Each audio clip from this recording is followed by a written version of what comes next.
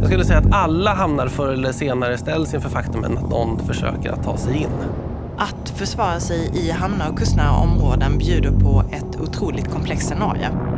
Throughout history, the Baltic Sea region has consistently held a pivotal role in the trade, communication, and defense of its adjacent nations. Those who control it yield significant influence in the area. The ports connected to the Baltic Sea assume equal importance, emerging as prime targets for those seeking to expand their control over the region. This highlights the need for defensive technology on par with that of a potential aggressor, especially when dealing with hybrid threats. Technology is not the only decisive factor.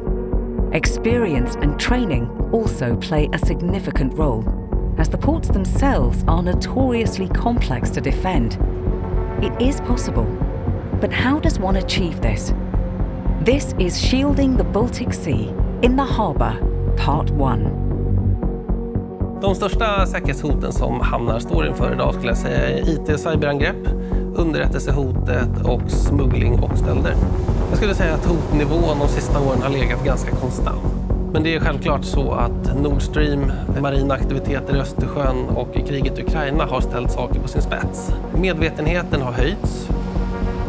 Ports are an extremely important and vital critical infrastructure. They represent the part of a country, of a society where it does trade. So there's commercial issues involved.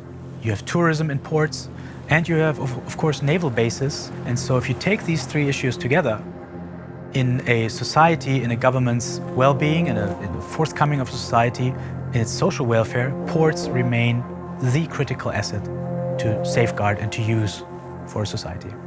The challenges are manifold when it comes to Baltic Sea harbors. It starts with the sea approaches. Usually there's just one or two approaches to a port, and if those were blocked, the port would not be functioning. You have issues like the IT infrastructure. These days, ports are very highly automated infrastructure pieces, which means a cyber attack could really damage and really devastate operations and not destroy something, but just limit the output of such a port.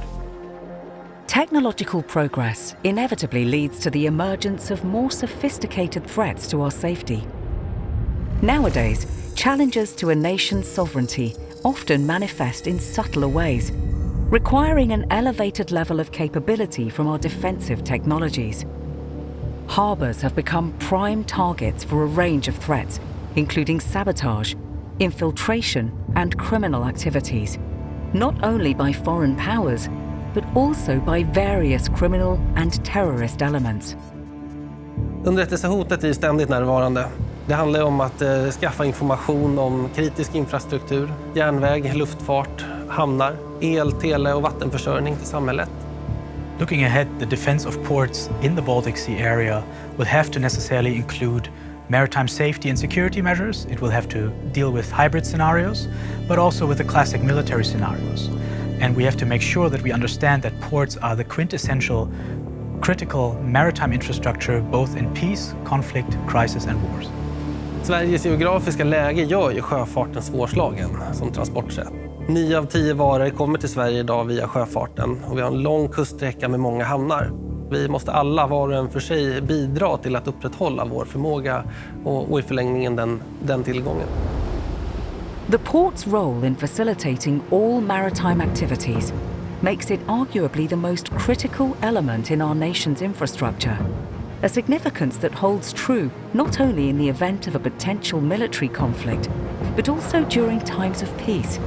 A harbour is one of the most crucial gateways for the import and export of goods for a nation. It serves as a vital link to the global economy, facilitating trade and economic growth. Monitoring all imports and exports is a massive undertaking. Consequently, advanced systems have progressively emerged to ensure safety and security of this vital asset. Vi ser utmaningarna i hamnmiljön som otroligt viktiga och vi har byggt system för att kunna verka i den här komplexa miljön över många årtionden. Vi vet att någon beslutsfattare i hamnen behöver kunna verka mot oväntade hot för att säkerställa att den här viktiga infrastrukturen behålls intakt. At this point, it's been established that the security of our ports constitutes a matter of national security. Giving top priority to ensuring the security of our ports is imperative, given their pivotal role in safeguarding our military and economic interests and their integral part in our way of life. A secure and efficient port system is vital for the timely deployment of personnel, equipment and supplies, enhancing the agility and responsiveness of our military in times of crisis.